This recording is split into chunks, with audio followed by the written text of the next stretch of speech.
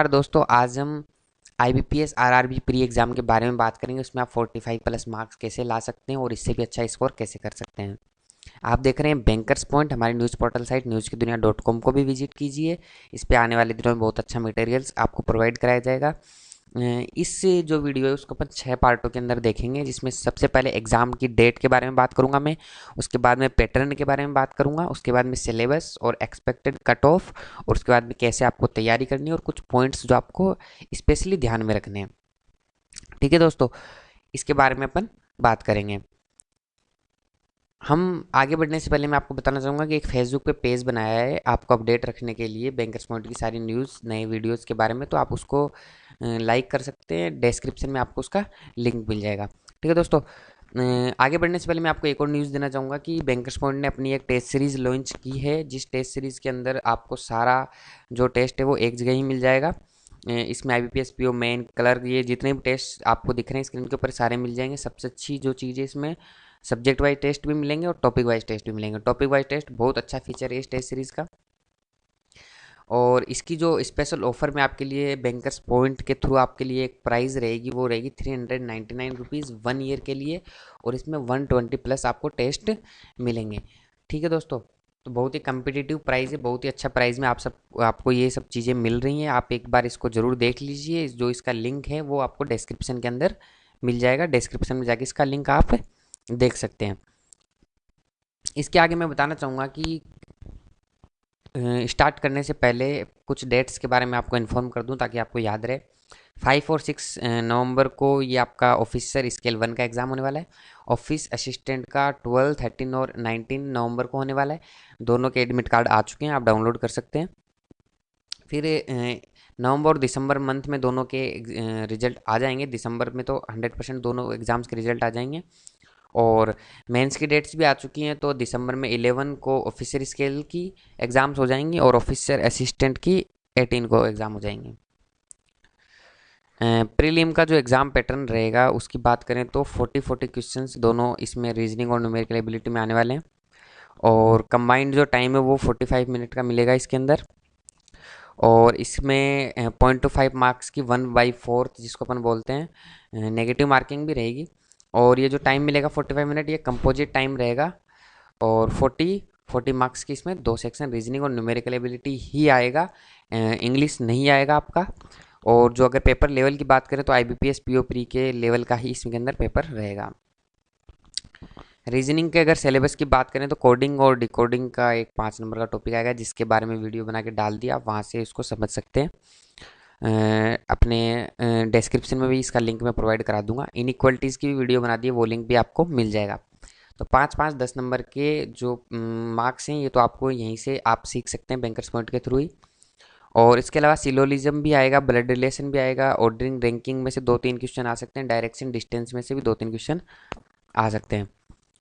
इसके अलावा circular seating arrangement और पजल मिला के टोटल 15 क्वेश्चंस आने की पूरी पूरी संभावना है इसके अंदर। तो टोटल अगर ओवरऑल अपन बात करें तो आप, अगर मैंने जो रेड मार्क में जो टॉपिक्स लिख रखे हैं अगर इनके ऊपर आप अगर फोकस करेंगे तो लगभग आप 23 मार्क्स से स्कोर कर सकते हैं। पजल और सीटिंग अरेंजमेंट का क्या सिस्टम होता है कि अगर आप एक बार इसके अंदर आपने चालू कर दिया इसको सोल्व करना, और अगर सोल्व नहीं हुआ तो आपके 5 से 6 मिनट वेस्ट भी हो जाएंगे और कोई मार्क्स भी नहीं मिलेगा, एक भी क्वेश्चन आप आंसर नहीं कर पाएंगे।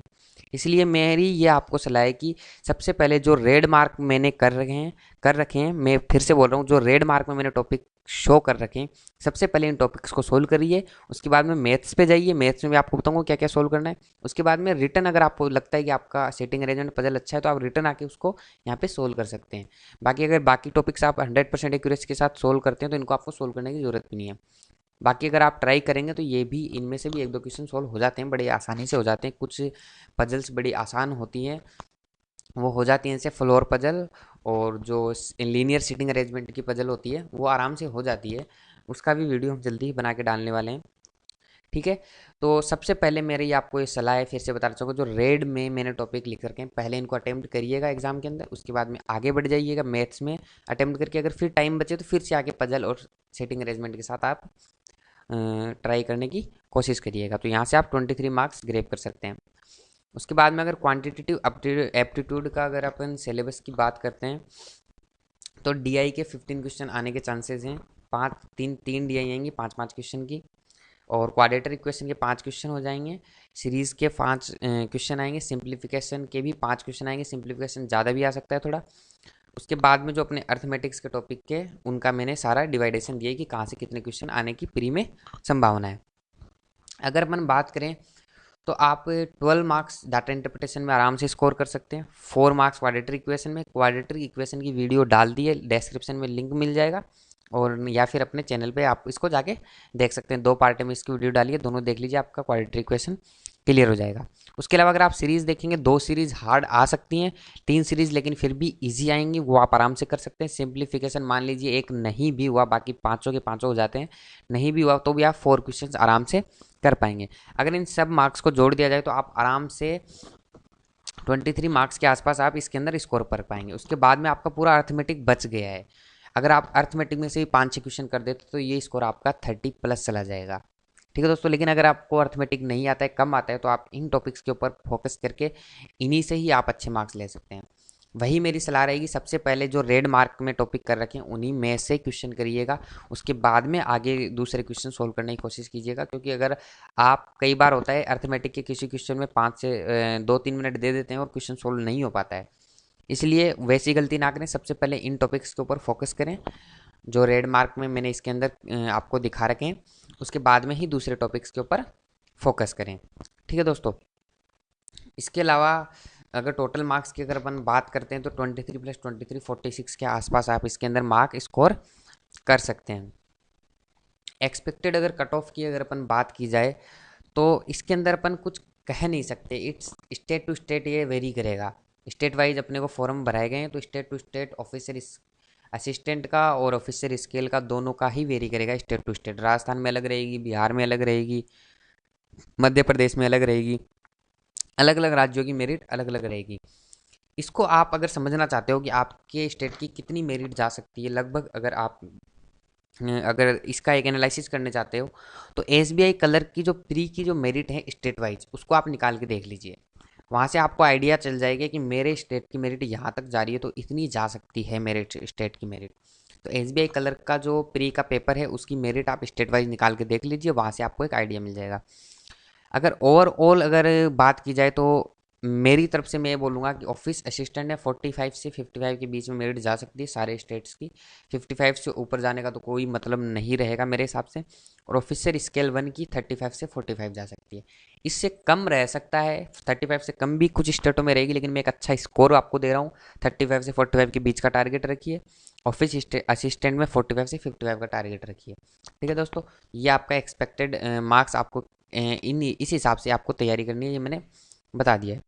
उसके बाद में कैसे आपको तैयारी करनी है उसके बारे में थोड़ा सा मैं आपको बता देता हूँ।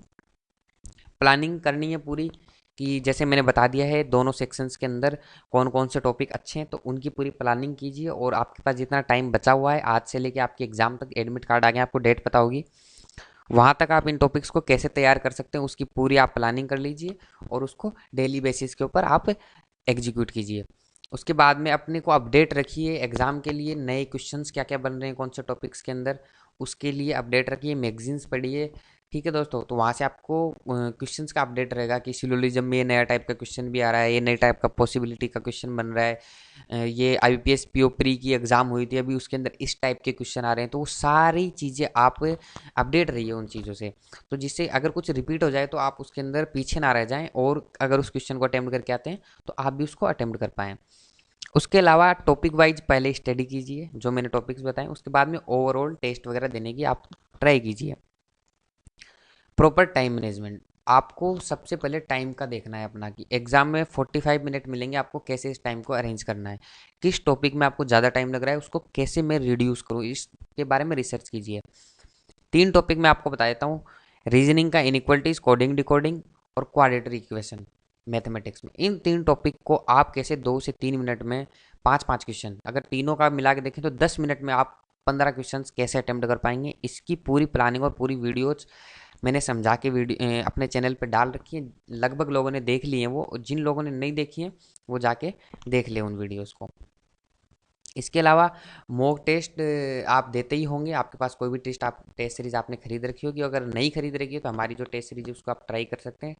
ठीक है दोस्तों, मॉक टेस्ट आपको देते रहना है। मॉक टेस्ट से आपको पता चलेगा कि आप टाइम कहाँ ज़्यादा कंज्यूम कर रहे हैं। टाइम मैनेजमेंट का आपको मॉक टेस्ट से ही पता चलेगा, तो मॉक टेस्ट देना बहुत ज़रूरी है। ठीक है दोस्तों, टाइम टू टाइम रिवीजन कीजिए, हर 7 दिन बाद में जो पीछे का पढ़ा है उसको रिवाइज करते रहिए। Perform like a hero, depression में नहीं आना है बिल्कुल भी, बस आपने मेहनत की है तो आपकी परफॉर्मेंस अच्छी रहेगी, तो आपको टेंशन नहीं लेनी बिल्कुल भी। इसके अलावा मैं एक बात मेरी हर वीडियो में बोलता हूँ, प्रॉपर डाइट और टेंशन फ्री। प्रॉपर डाइट इसलिए, अगर तबीयत ही ठीक नहीं रहेगी तो फिर काई की एग्ज़ाम क्या तैयारी करोगे, किस एग्ज़ाम में क्या तैयारी करोगे। तो प्रॉपर डाइट रहनी चाहिए और टेंशन फ्री आपकी लाइफ रहनी चाहिए। आराम से एक प्रॉपर वे के अंदर डेली बेसिस के ऊपर तैयारी करती रहिए, टेंशन मत लीजिए, क्योंकि टेंशन किसी भी चीज़ का सोल्यूशन नहीं होता है। तो इन ऐसे आप इस पॉइंट्स को ध्यान रखिए अपनी तैयारी करते टाइम। इसके अलावा कुछ की पॉइंट्स में और बताना चाहूँगा आपको कि मॉक टेस्ट जो होता है वो अलग अलग स्टूडेंट्स को अलग अलग तरीके से हेल्प करता है। जैसे आपको अलग तरीके से हेल्प करेगा क्योंकि वो आपकी कमी और आपकी जो स्ट्रोंगनेस है, आपकी स्ट्रेंथ और आपकी वीकनेस आपको बताता है कि मैं इस टॉपिक में वीक हूँ, इसमें स्ट्रॉन्ग हूँ। तो जिसमें स्ट्रॉन्ग हो, जिसमें जल्दी कर पा रहे हो, वो ज़्यादा आप क्वेश्चन मेन एग्जाम में करिएगा, ये आपकी प्लानिंग होनी चाहिए। तो मॉक टेस्ट आप बार बार दीजिए। ठीक है, अब इनको टेस्ट को ये कई लोग लेते हैं कि भाई डेली का एक टेस्ट देना है, बस फॉर्मेलिटी कर दी, डेली का एक टेस्ट दे दिया। नहीं, आपको उस टेस्ट को देना है। कौन कौन से क्वेश्चन आए, कौन सा मेरा सही हुआ, कौन सा मेरा क्वेश्चन गलत हुआ, किसमें मैंने ज़्यादा टाइम कंज्यूम कर दिया, कौन सा टॉपिक था जो मेरे पूरा क्लियर था फिर भी उसमें से कौन सी मैंने माइनर मिस्टेक करके क्वेश्चन को गलत कर दिया, कहाँ मैंने कैलकुलेशन मिस्टेक्स कर दी। ये सारी चीज़ें आपको मॉक टेस्ट बताएगा। तो इसको एक रियल एग्जाम की तरह आपको लेना है। ठीक है दोस्तों, और इसके अलावा मैं आपको वही मैंने बोल दिया है कि ये सारी वही चीज़ें कि आपकी स्ट्रेंथ और वीकनेस बताएगा, तो आप मॉक टेस्ट देते रहिए। और लास्ट में आपको अगर बोलना चाहूँगा कि अगर आप किसी चीज़ को अपनी पूरी इच्छा से चाहते हैं, अगर पूरी आप उसमें मेहनत लगाते हैं तो आपको ज़रूर वो मिलेगा। और अगर आप कुछ चाहते हैं तो उसके लिए आपको लड़ना पड़ेगा, फाइट करना पड़ेगा। If you want it then fight for it. Okay दोस्तों, तो बहुत अच्छे से मेहनत करनी है, आपका ज़रूर एग्ज़ाम निकलेगा। इसके अलावा मैंने बता दिया कोडिंग, डिकोडिंग, इनइक्वालिटीज और क्वाड्रेटिक इक्वेशन का वीडियोस मैंने अपलोड कर दिए हैं। अगर आप कंप्यूटर या लैपटॉप से देख रहे हैं तो यहीं पे क्लिक कर दीजिए, यहीं से आपको डायरेक्ट वीडियो मिल जाएंगे। और अगर आप मोबाइल से कर रहे हैं तो हमारे चैनल पे जाके देख लीजिए। और अगर आपको ये वीडियो हेल्पफुल लगा हो तो आप हमारे चैनल को सब्सक्राइब करना ना भूलें। ठीक है दोस्तों, thank you very much, best of luck for your examination, keep watching bankers point.